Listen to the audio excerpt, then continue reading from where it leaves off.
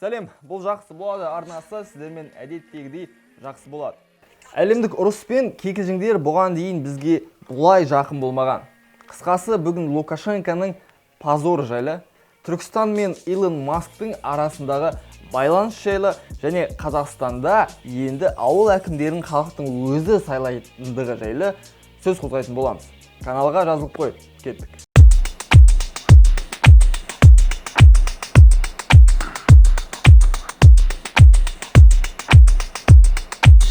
Батыс пен Европа елдері Белоруссияға бойкот жариялауда. Қазақстанның Белоруссиямен тығыз достық қарым-қатынасын ескеретін болсақ, Белоруссияның зардабы бізге де тиюі әбден мүмкін.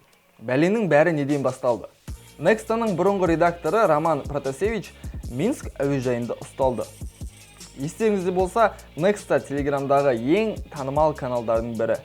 Каналдың басты ерекшелігі оперативтілік пен шыншылдық. Некста мен Некста Лайф каналдарының жалпы оқырмандар саны 2 миллионға жетеді. Греция астанасы Афинадан Литва астанасы Вильнюске ұшып бара жатқан Ryanair ұшағы қайдағы жоқ Минск ұлттық әуежайында шұғыл қонды. Былай қарасаң, причем тут белоруссиялық Минск? Ұшақ жай ғана Белоруссияның үстімен ұшып бара жатқан. Бірақ бұл ұшақтың бортында Роман Протасевичтің бар екенін білген Лукашенко ұшақты террористік тәсілмен өз еліне қондырып алды. Жай ғана қондырып алған жоқ, әуеге МиГ-29 истребителін көтеріп, қонбасаңдар жарып құлатамыз деді. Қарапайым халық толып отырған ұшақты атып құлатамыз деп қорқытып, енді нағыз терроризм деп біз осыны айтамыз. Ұшақ алдында Роман Протасевич өзінің соңынан біреулер аңдып жүргенін байқадым деп жазған болатын. Ал Белоруссияның заңдары бойынша Романды өлім жазасы күтіп тұр. Жаңалықтарды осылай бүкіл шындықты жазған үшін өлім жазасы көзделеді. Ұшқыштарға ұшақты Вильнюсте қондыру жақынырақ әрі оңай болды. Бірақ Лукашенко барлық рұқсат етілген және барлық рұқсат етілмеген халықаралық заңдарды бұзып, ұшақты өз елінде қондырып алды. Әрине, Лукашенко бала емес, өз ісіне түсініктеме беру керек. Не деді деп ойлайсыздар? Бұл ұшақта бомба болған. Бізге палестиналық Хамас ислам қозғалысынан хат келді. Хатта сектор Газадағы қақтығыстар тоқтатылсын деп жазылып тұр екен. Алло, қақтығыстар 2 күн бұрын онсыз да тоқтап қалған. Оның үстіне Израильдағы оқиғаны шешу үшін Беларуське хат жазу так себе выход из ситуации. Ең қызығы, бұған Хамас жауап беріп, біз ешқандай хат жазған жоқпыз, ешқандай бомба орнатқан жоқпыз. Қысқасы, мы ни при чем, мы не при делах деді. Вот осы жерде Лукашенконың позоры тас-талқан болды. Бұған әлем не дейді? Осы жерде нағыз шу басталды. ақш мемлекеттік департаменті мен Европалық комиссияның төрағасы Роман Протасевичті тез арада босатуды талап етіп жатыр. Литва сыртқы істер министрлігі бұған мәлімдеме жасап, Белоруссияда жүрген азаматтарын ел аумағынан кетуге шақырды. Ал Литва премьер-министрі Ингрида Симонита Белоруссияның әуе кеңістігін кесіп өткен немесе кесуді жоспарлап отырған рейстерді өз елімізге қондырмаймыз дейді. Беларусь пен Литва өз елдерінен бір-бірінің елшілерін шығарып жіберді. Бұл да өте үлкен шешім, өте ауыр шешім. Ұлыбритания болса, белоруссиялық авиалиниялардың ұшақтарын қабылдамайтынын мәлімдеді. Оған Франция, Украина, Швеция мен Нидерланды қосылды. Енді ең қызығы, Air Астана өзіміздің әуе жол тасымалдашымыз Алматы-Минск бағытындағы жаңа рейстің ашылуын кейінге қалдырды. Бұл жаңалықты қазақстандық жаңалықтардан белорустар байқап, өз пабликтеріне жариялай бастады. Лукашенкодан шаршаған халықтың реакциясы керемет. Air Астана отменила запуск рейсов Алматы-Минск. Казахи получше Кремля. Вот это серьезно. Внезапно. Даже Елбасы стыдится пришивывать деда. Ну, после того, что дед высказал в адрес казахов, ничего удивительного. Молодцы, понимают ситуацию. Осы комментарийге назар аудару керек деп ойлаймын. Неліктен себебі жоғары Еуразиялық экономикалық кеңестің отырысында Лукашенко барлық президенттердің алдында Қазақстанның қонақжайлылығына күмән келтірді. Міне. И уже соскучились, глядя друг на друга по телевизору. Я так подумал, что и Казахстан как-то раньше был более гостеприимным, в гости приглашал как председатель каких-то совещаний. Сейчас почему-то закрылись и... Тоқаев та үндемей қойған жоқ. Жалпы барлық президенттердің Лукашенконың сөзінен кейін күлгенін байқауға болады.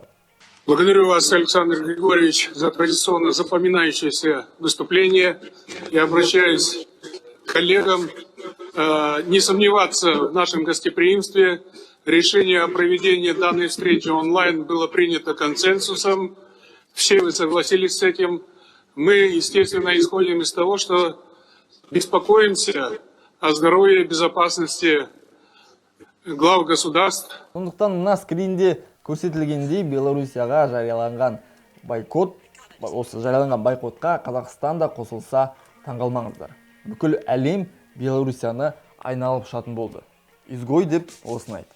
Түркістан әкімі Рашид Аюпов Твиттерде Тесланың негізін қалаушы Илон Маскқа ұсыныс жасап, Түркістанда Тесла зауытын салуды ұсынды.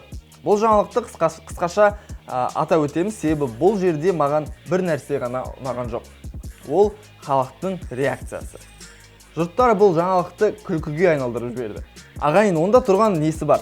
Ресейлік болмағыр зауыттарды салғанша, әлемдегі ең бай адамдардың бірі Илон Масктың заводын салсын. Бізде ол заводты салуға барлық жағдайымыз жетеді. Түркістан барлық ТМД елдерінде шығатын мүмкіндігі бар. Бұл жаңалықтан Қазақстан тек ұтыста қалады. Былайша айтқанда пайда табамыз ағайын.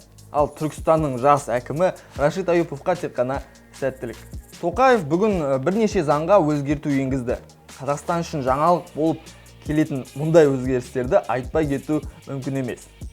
Бүгін қол қойылған заңдар. Біріншіден, мәжіліске саяси партияларды өту үшін шекті деңгейді 7-ден 5%-ға дейін төмендету. Дәл осы пайызды көрсеткіш, естеріңізде болса, парламенттік сайлау кезінде халықтың көңілінен шыққан Адал партиясы парламентке өте алмай қалған болатын. Жалпы дауыс бергендердің санынан 5% адам жаңа бір партияға дауыс берсе, парламентте көп партия отыратын болады. Бізге көп партиялы жүйеге өту керек. Енді Нұр Отан парламенттің 20%-ын құрамайтын болады. Жаңа партияларды күтеміз.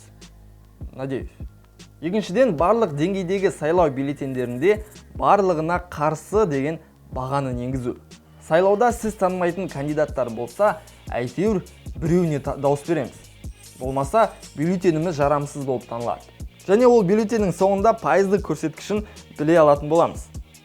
Қанша пайыз болады деп ойлайсыз? Және үшіншісі, биыл белгіленген ауыл әкімдерінің сайлауын өткізу бойынша нормаларды бекітті.